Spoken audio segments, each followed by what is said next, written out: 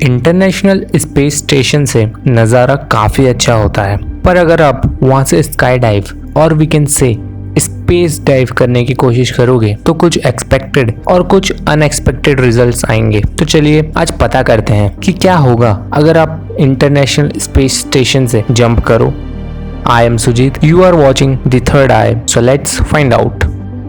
आप लोगों ने स्काई डाइवर्स को तो कहीं ना कहीं देखा ही होगा, जो एरोप्लेन से पैराशूट के साथ जंप करते हैं और वो लोग 3.8 किलोमीटर की ऊंचाई से जंप करते हैं। सुनने में ये भी बहुत ऊंचा और बहुत खतरनाक लगता है, पर अगर आप ISS से जंप करोगे तो आपके और जमीन के बीच में 100 किलोमीटर से भी ज्यादा की दूरी होगी। पर आपको सारे सेफ्टी गियर्स और पैराशूट के साथ जंप करना है ताकि आपकी लैंडिंग अच्छे से हो सके। तो अब आप जंप कर सकते हैं। 3, 2, 1 जंप। वेट, क्या हुआ?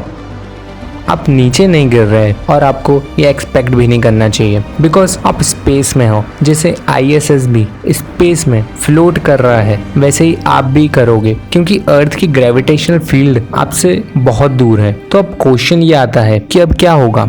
अब आप नीचे अर्थ की तरफ जाओगे तो, पर बहुत ही स्लो स्पीड में, और इतनी स्लो स्पीड में आपको सिर्फ अर्थ की ग्रेविटेशनल फील्ड के अंदर आने में ही 2.5 ईयर्स लग जाएंगे। इतने टाइम तक तो डेफिनेटली थॉर भी स्पेस में सरवाइव नहीं कर सकता। बट सपोज आपके पास बूस्टर्स हैं और आप अर्थ की ग्रेविटेशनल फील्ड के पास आ रहे हो, पर अभी भी मुश्किलें टली नहीं है। स्पेस में मौजूद हजारों स्पेस डेब्रीज जो कि फाइटर जेट से भी तेज स्पीड में घूमते रहते हैं, और अगर इनमें से कोई 1 इंच का भी स्पेस रॉक आपसे टकराया तो वो आपके सूट को फाड़ के आपकी बॉडी के अंदर जा सकता है और हो सकता है आपकी वहीं पे मौत हो जाए। पर हमने आपको इतने सारे इक्विपमेंट्स के साथ वहां पे भेजा है, तो हम आपको ऐसे ही मरने नहीं देंगे। हम आपको सही सलामत ग्रेविटेशनल फील्ड के पास लेकर आएंगे। तो सपोज कि आप ये स्पेस डेब्रीज से भी बच गए और अर्थ की ग्रेविटेशनल फील्ड में भी आ गए। अब क्योंकि आप बूस्टर इंजन की हेल्प से आ रहे थे, तो आपका हेड नीचे की तरफ मतलब अर्थ की तरफ होगा और पैर स्पेस की ओर।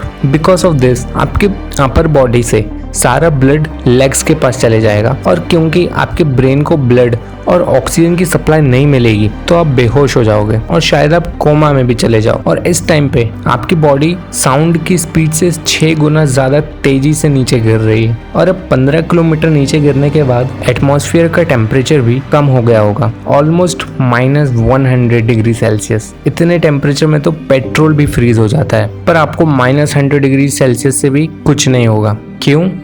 क्योंकि आप इस टाइम एटमॉस्फेयर में से हर एक एयर मॉलिक्यूल को साइड करते हुए इतनी तेज स्पीड से जा रहे हो कि आपके सूट का टेम्परेचर 1650 डिग्री सेल्सियस हो जाएगा, जो कि लोहे को भी पिघला सकता है। पर अगर आप बच गए तो अब 50 किलोमीटर और नीचे गिरने के बाद आपकी बॉडी का ब्लड बॉयल होने लगेगा बिकॉज ऑफ लो प्रेशर। ये स्पेस में भी हो सकता था, पर क्योंकि आपने स्पेशल सूट पहना है तो कुछ नहीं हुआ, और तब आपकी स्पीड भी इतनी ज्यादा नहीं थी। अब 41 किलोमीटर पर आप उस लेवल पर हो जो 2014 में एलन यूस्टेश ने वर्ल्ड रिकॉर्ड बनाते टाइम स्काई डाइव करी थी। इसके और 20 किलोमीटर के बाद आपको पैराशूट खोलना पड़ेगा, और नॉर्मल पैराशूट इतनी तेज स्पीड से आपको नहीं रोक सकते, इसलिए आपको कार्बन फाइबर और रॉकेट के कंपोजिट मटेरियल से बने हुए पैराशूट दिया गया है ताकि आपकी सेफ लैंडिंग हो सके। अब 5 मिनट के बाद आप अर्थ को टच करेंगे, पर इतने हाईटेक इक्विपमेंट्स और सारे प्रिकॉशंस यूज करने के बाद भी आप शायद ही जिंदा बचो।